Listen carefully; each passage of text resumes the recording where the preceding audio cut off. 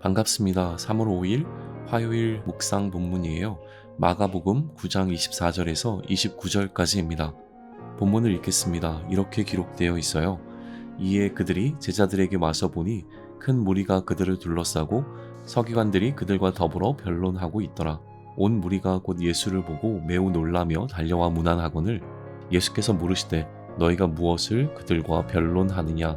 무리 중에 하나가 대답하되 선생님, 말 못하게 귀신 들린 내 아들을 선생님께 데려왔나이다. 귀신이 어디서든지 그를 잡으면 거꾸러져 거품을 흘리며 이를 갈며 그리고 파리해지는지라. 내가 선생님의 제자들에게 내쫓아 달라 하였으나 그들이 능히 하지 못하더라. 대답하여 이르시되 믿음이 없는 세대여, 내가 얼마나 너희와 함께 있으며 얼마나 너희에게 참으리요. 그를 내게로 데려오라 하시매 이에 데리고 오니 귀신이 예수를 보고 곧 그 아이로 심히 경련을 일으키게 하는지라. 그가 땅에 엎드러져 구르며 거품을 흘리더라. 예수께서 그 아버지에게 물으시되 언제부터 이렇게 되었느냐 하시니 이르되 어릴 때부터니이다. 귀신이 그를 죽이려고 불과 물에 자주 던졌나이다. 그러나 무엇을 하실 수 있거든 우리를 불쌍히 여기사 도와주옵소서. 예수께서 이르시되 할 수 있거든이 무슨 말이냐. 믿는 자에게는 능히 하지 못할 일이 없느니라 하시니 곧 그 아이의 아버지가 소리를 질러 이르되 내가 믿나이다. 나의 믿음 없는 것을 도와주소서 하더라. 예수께서 무리가 달려와 모이는 것을 보시고 그 더러운 귀신을 꾸짖어 이르시되 말 못하고 못 듣는 귀신아, 내가 내게 명하노니 그 아이에게서 나오고 다시 들어가지 말라 하시매 귀신이 소리 지르며 아이로 심히 경련을 일으키게 하고 나가니 그 아이가 죽은 것 같이 되어 많은 사람이 말하기를 죽었다 하나 예수께서 그 손을 잡아 일으키시니 이에 일어서니라. 집에 들어가심에 제자들이 조용히 묻자오되 우리는 어찌하여 능히 그 귀신을 쫓아내지 못하였나이까. 이르시되 기도 외에 다른 것으로는 이런 종류가 나갈 수 없느니라 하시니라. 아멘. 하나님의 말씀입니다. 해설입니다. 산에서 내려와 돌아와 보니 남아있던 제자들이 많은 사람들에 둘러싸인 채 서기관들과 논쟁하고 있었어요. 사람들은 예수님을 보고 매우 놀라며 달려와 인사했습니다. 마가는 사람들이 예수님을 보고 놀란 이유에 관해서는 정보를 주고 있지 않아요. 모세의 얼굴에 광채가 났던 것처럼 예수님의 얼굴에도 변화되셨던 흔적이 남아있었기 때문이라고 해석하기도 하지만 예수님께서 산에서 있었던 일을 비밀에 붙이셨기 때문에 몸이나 옷이 여전히 빛을 발하는 상태였다면 사람들 앞에 서시지 않았을 것 같아서 설득력이 있지는 않습니다. 그러니 예수님이 언제 오실지를 예측하지 못하고 있다가 갑작스런 등장에 놀랐던 것으로 보여요. 예수님께서는 무리들에게 남아있던 제자들과 무엇에 관해 논쟁하고 있었는지를 물으셨어요. 제자들인 아이의 아버지는 자신의 아들의 심각한 상태를 설명합니다. 귀신을 내쫓기 위해 예수님을 찾아왔지만 예수님은 계시지 않았고 제자들에게 대신 고쳐줄 것을 부탁했지만 제자들은 능히 하지 못했다고 말해요. 이 사건이 제자들과 서기관들 사이의 논쟁을 촉발시켰던 원인이 되었던 것 같아요.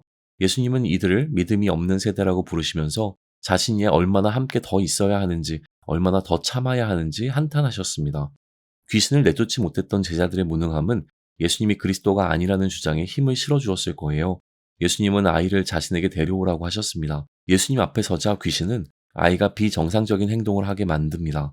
그 모습은 간질병 환자의 증상이었고 마태복음에서는 간질이라고 언급하고 있기 때문에 이 아이는 귀신 들린 것이 아니라 단순히 간질병에 걸린 것인데 그 시절에는 이러한 간질병을 귀신 들린 것으로 여겼다고 보는 견해도 있습니다. 예수님 시대에 활동했던 귀신들이 오늘도 그와 동일한 방식으로 사람들을 괴롭히고 있지는 않기 때문에 귀신 들림을 단순한 질병의 이슈로 다루며 귀신의 존재를 부인하는 이러한 주장이 설득력 있게 들리기도 해요. 그러나 주의하셔야 합니다. 이 시대에도 귀신은 존재하고 있습니다. 다만 그 귀신이 활동하는 방식이 과거와는 달라져 마치 존재하지 않는 것처럼 여겨지는 것뿐이에요. 반대로 귀신 들림의 증상이 질병과 유사하기 때문에 모든 질병을 귀신 들림과 직접적으로 연관짓지도 말아야 해요. 예수님께서는 언제부터 이 아이에게 이런 증상이 있었는지를 물으셨어요. 아이의 아버지는 어릴 때부터였다고 대답했습니다. 그리고는 아이의 생명을 잃을 뻔했던 경험들도 말씀드려요. 심각한 증상들이 오랜 기간 동안 해결되지 않았던 것이죠. 예수님의 소문을 듣고 기대감으로 찾아왔지만 예수님을 만날 수 없었고 제자들은 할 수 있는 것이 없자 아버지의 희망은 실망으로 변해갔습니다. 아이의 아버지는 예수님께 무엇을 하실 수 있거든 우리를 불쌍히 여기서 도와달라고 해요. 무엇을 하실 수 있거든 이라는 말 속에 실망한 마음이 담겨 있어요. 예수님은 이러한 태도를 문제 삼으셨어요. 할 수 있거든이 무슨 말이냐? 믿는 자에게는 능히 하지 못할 일이 없느니라고 말씀하셨죠. 그러자 아이의 아버지는 달라진 태도로 예수님을 향한 자신의 믿음을 고백하고 자신의 믿음 없음을 도와달라고 소리칩니다. 예수님이 돌아오셨다는 소문이 그새 퍼져서 사람들이 달려와 모이기 시작했던 것 같아요.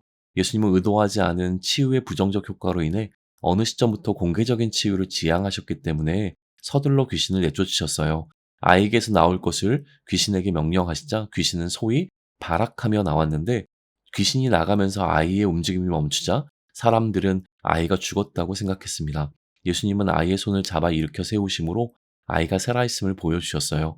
숙소로 돌아오자 제자들이 예수님께 자신들은 왜 그 귀신을 내쫓을 수 없었는지 조심스럽게 물었습니다. 예수님께서는 기도가 아니면 다른 방법이 없다고 말씀해 주셨어요. 묵상입니다. 오늘 본문에는 할 수 있거든이 무슨 말이냐, 믿는 자에게는 능치 못할 일이 없느니라 라고 하는 예수님의 유명한 말씀이 포함되어 있습니다. 이 말씀은 종종 오해를 불러일으키는데요. 전후 맥락을 살피지 않으면 나에게 믿음만 있으면 내가 무엇인지 할 수 있다는 의미로 받아들이게 돼요. 제자들은 귀신을 이 아이로부터 쫓아낼 수 없었기 때문에 제자들에게 믿음이 없었다고 판단하게 되고요. 제자들이 귀신을 내쫓지 못했다는 이야기를 들은 예수님이 믿음 없는 세대를 책망하셨기 때문에 믿는 자는 무엇이든지 할 수 있다라고 생각하게 되어지는 것 같아요. 하지만 이러한 이해는 나이키의 슬로건인 You can do it과 같이 믿음이 아니라 자신감을 가져야 한다는 뉘앙스로 본래의 의미를 변질시켜 버립니다. 예수님께서 말씀하신 것은 아이의 아버지가 뭔가 하실 수 있으시면 이라고 했던 말에 반응하신 거였어요. 문제는 예수님께 능력이 있는가 없는가가 아니라는 것이죠. 생각해 보세요. 제자들이 귀신을 내쫓지 못하자 사람들은 제자들이 능력이 없다고 생각했습니다. 하지만 예수님은 제자들을 책망하신 것이 아니라 무리들을 믿음이 없는 세대라고 하시면서 이들의 믿음 없음을 한탄하셨잖아요. 지금도 아이 아버지의 믿음 없음을 책망하신 거예요. 그러므로 귀신을 내쫓을 수 없었던 이유는 예수님이나 제자들에게 능력이 없었기 때문이 아니라 이 일을 바라보는 이들이 예수님을 그리스도로 믿지 않았기 때문입니다. 믿는 자에게 능치 못할 일이 없다는 것은 무엇인지 할 수 있다는 자신감을 가지라는 의미가 아니라 예수님을 그리스도로 믿는 사람에게는 예수님께서 못하실 일이 없다는 의미인 것이에요. 이 의미는 반대로 예수님을 그리스도로 믿지 않는 이들에게 예수님께서 해주실 수 있는 일이 없다는 말씀이기도 했습니다. 이것은 예수님의 능력의 한계가 아니라 통치권과 관련된 것이에요. 산에서 하나님은 하나님 나라의 통치권이 예수님께 있음을 선포해 주셨습니다. 그러므로 예수님의 통치를 받기 위해선 하나님 나라 백성이 되어야 해요. 하나님 나라 백성이 되는 방법은 예수님을 그 나라의 왕으로 믿는 것이죠. 그러니 이 믿음이 없으면 하나님 나라 백성이 될 수 없고 하나님 나라 백성이 아닌 이들을 하나님 나라의 통치권자가 다스린다는 것이 오히려 이상한 일이 되는 것이었습니다. 그렇다면 제자들이 예수님께 자신들은 왜 귀신을 내쫓지 못했는지를 여쭸을 때 예수님께서는 무리들에게 이 믿음이 없기 때문이라고 답해 주셨어야 흐름적으로 맞을 거예요. 하지만 예수님은 기도가 없었기 때문이라고 말씀하셨죠. 기도는 하나님께 간구하는 것이기에 기도하지 않았다는 것은 하나님의 능력이 아니라 자신의 능력을 의지한 것입니다.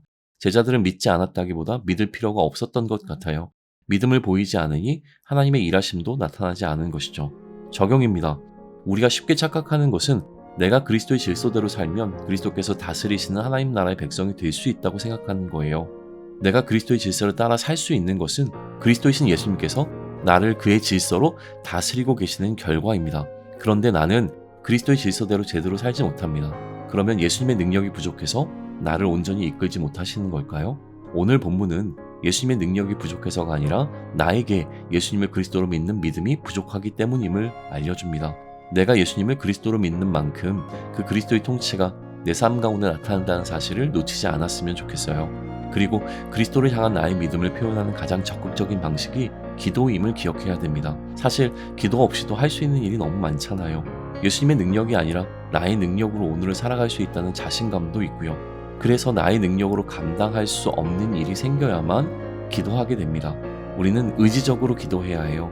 기도는 예수님이 나의 그리스도이심을 믿는다는 믿음의 고백이기 때문입니다. 자신을 그리스도로 믿는 자에게는 하지 못할 일이 없으시다고 하셨던 말씀을 붙잡고 기도를 통한 나의 믿음의 고백을 보시고 나를 그의 능력으로 다스릴 것을 기대해 보자고요. 나의 능력에 대한 자신감으로 오늘을 시작하는 것이 대단히 멋져 보여요.